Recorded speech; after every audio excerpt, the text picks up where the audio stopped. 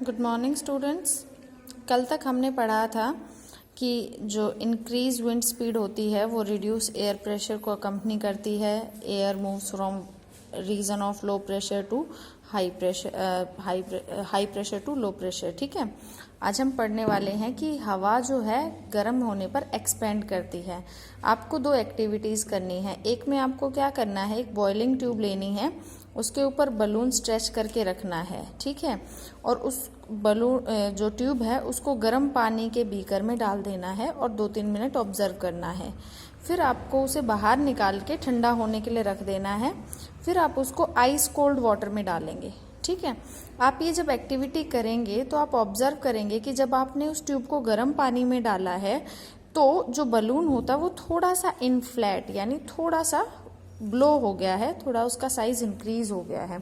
वहीं जब आप उसको बिल्कुल ठंडे पानी में आइस कोल्ड वाटर में डालेंगे तो आप ऑब्जर्व करेंगे कि वो डीफ्लैट हो गया है, उसमें से सारी हवा निकल चुकी है।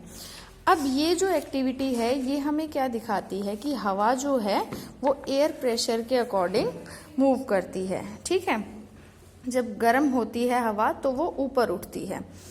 नेक्स्ट एक्टिविटी हमारी क्या है, हमें 2 पेपर बैग्स लेने हैं, उनको एक स्टिक पे अटैच करना है और एक पेपर बैग के नीचे हमें फ्लेम जलानी है। कैंडल या किसी और चीज़ से भी जला सकते हैं।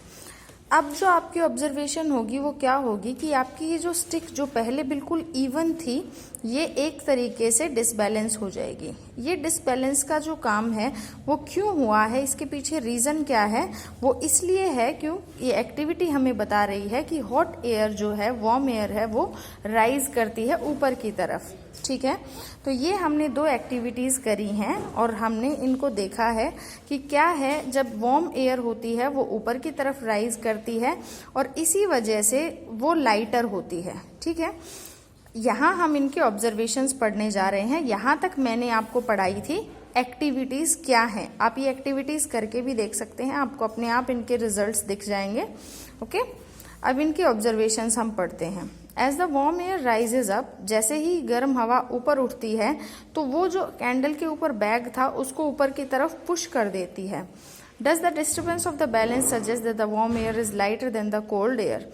ये जो डिस्टर्बेंस है, ये जो डिसबैलेंस है स्टिक का, ये हमें सजेस्ट करता है कि गर्म हवा ठंडी हवा से लाइट होती है। ठीक है, Also, it is important to remember that on heating the air expands and occupies more space. जब हम हवा को गर्म करते हैं तो वो एक्सपेंड करती है और वही सेम हवा ज़्यादा जगह घेरती है, और जो चीज़ पहले जितनी मात्रा में थी उतनी ही मात्रा में रहकर पहले से ज़्यादा जगह घेरे तो वो लाइटर हो जाती है। ठीक है, नेचर में ऐसी बहुत सारी सिचुएशंस हैं जहाँ पे हम पढ़ते हैं या देखते हैं कि गर्म हवा जो है अपनी जगह से ऊपर उठ जाती है और फिर उसकी जगह ठंडी हवा ले लेती है।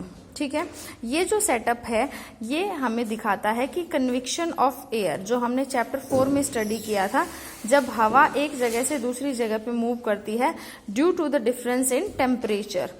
यहाँ हमने टेम्परेचर का इफेक्ट स्टडी किया है, जो हम कल बता रहे थे कि जब प्रेशर क्रिएट होता है तो उसमें टेम्परेचर का एक अहम रोल होता है। ठीक है, अब हम पढ़ेंगे कि किस तरीके से अनइवन हीटिंग अर्थ के सरफेस पे विंड करंट्स को जन्म देती है। विंड करंट्स यानी हवा जो एक तरीके से लगातार बहती है वो अनइवन हीटिंग ऑफ अर्थ से बहती है। ठीक है, uneven heating between the equator and the poles. Equator वो लाइन है जो अर्थ को 2 इक्वल पार्ट्स में डिवाइड करती है, एंड पोल्स जो है वो नॉर्थ और साउथ की तरफ अर्थ के दोनों एक्सट्रीम रीजन्स है जिनको हम पोलर रीजन्स बोलते हैं। ये इक्वेटोरियल लाइन है। अब क्योंकि इक्वेटोरियल लाइन अर्थ के बीचों बीच होती है तो सूरज की रोशनी सबसे ज़्यादा अर्थ के इक्वेटर पे पड़ती है। यहाँ हीट एंड लाइट मैक्सिमम पड़ती है, इसलिए यहाँ का टेम्परेचर मैक्सिमम होता है। जहाँ टेम्परेचर ज़्यादा होता है तो हवा गर्म होकर राइज करती है, मतलब ऊपर उठ जाती है। यहाँ लो प्रेशर एरिया क्रिएट हो जाता है। जब गर्म हवा ऊपर उठ जाती है तो प्रेशर यहाँ हवा का मिनिमम होता है। यहाँ टेम्परेचर भी कम है, 0 से 30 डिग्री के आसपास टेम्परेचर है, पोल्स पे 60 के आसपास जो है मिनिमम है। तो ये क्या करती है, यहाँ पे कोल्ड एयर होती है बिल्कुल यहाँ। इक्वेटर में जब हवा गर्म होके ऊपर उठती है तो लैटिट्यूड रीजन से या पोलर रीजन से हवा जो है, इस हवा का जो गर्म हवा ऊपर उठी है इसकी जगह लेने के लिए यहाँ रश करती है, और इसलिए जो विंड फ्लो है वो इस तरीके से पैटर्न उनका बनता है जो अर्थ की अनइवन हीटिंग होती है। ठीक है। A change in direction is however caused by the rotation of earth. Wind flow की डायरेक्शन अगर चेंज होती है तो वो ऐसा इसलिए होता है क्योंकि अर्थ हमारी रोटेट करती है। Uneven heating of land and water. यहाँ तक हमने पढ़ा था कि अनइवन हीटिंग ऑफ अर्थ, अब अर्थ के सरफेस के ऊपर ही यहाँ तक क्या था कि अर्थ की जो ओरिएंटेशन है, अर्थ का जो जिस तरीके से शेप है कि सूरज की रोशनी कहाँ पड़ती है ज़्यादा और कहाँ कम पड़ती है, अब यहाँ है कि अर्थ के सरफेस के ऊपर कहाँ ज़मीन है और कहाँ पानी है, उसके ऊपर बेस जो अर्थ की हीटिंग होती है और उसके ऊपर बेस जो हवाएं चलती हैं वो क्या कहलाती हैं। ठीक है। अब आपने चैप्टर 4 में लैंड ब्रीज और सी ब्रीज को पढ़ा था। ठीक है। समर्स में क्या होता है कि इक्वेटर के आसपास की ज़मीन बहुत जल्दी गर्म हो जाती है और इसका टेम्परेचर बहुत हाई होता है, जो कि ओशियन में जो पानी होता है उससे काफ़ी ज़्यादा होता है। तो लैंड के ऊपर की जो एयर होती है वो गर्म हो जाती है और ऊपर उठ जाती है, इसलिए समुद्र की तरफ से हवा यहाँ पर बहती है और समुद्र की तरफ से आने वाली हवाएं हमेशा अपने साथ वाटर वेपर्स लिए होती हैं, इसलिए उनको हम मॉनसून विंड्स बोलते हैं। ठीक है। सर्दियों में क्या होता है कि इन हवाओं की डायरेक्शन रिवर्स हो जाती है, वो लैंड से ओशन की तरफ जाती हैं। क्यों? क्योंकि पानी जितनी देर में गर्म होता है उतनी ही देर में ठंडा होता है। ज़मीन जितनी जल्दी गर्म होती है उतनी जल्दी ठंडी हो जाती है। सर्दियों में पानी देर से गर्म होता है तो वहाँ पर वो हीट परसिस्टेंट रहती है, इसलिए समुद्र के ऊपर की हवा गर्म रहती है सर्दियों में, वो राइज अप करती है और लैंड से ओशन की तरफ हवा मूव करती है।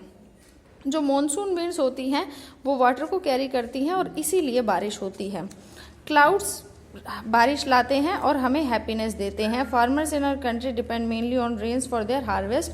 हमारे जो देश के किसान हैं वो मेनली बारिश के ऊपर ही डिपेंड करते हैं अपनी फसलों के लिए। ठीक है। आगे एक रेन सॉन्ग दिया हुआ है, इट्स कम्प्लीटली योर विश, आप इसे पढ़ें या नहीं, लेकिन आपको यहाँ तक ये 2-3 टॉपिक्स कवर करने हैं जो हमने पढ़े हैं कि एयर जो है वो मूव करती है ड्यू टू प्रेशर डिफरेंस, ये जो है वार्म और कोल्ड एयर कैसे राइज करती है। दूसरा जो वार्म एयर होती है वो लाइटर होती है, और तीसरा है कि uneven heating of equator and poles, और फोर्थ है uneven heating of land and water.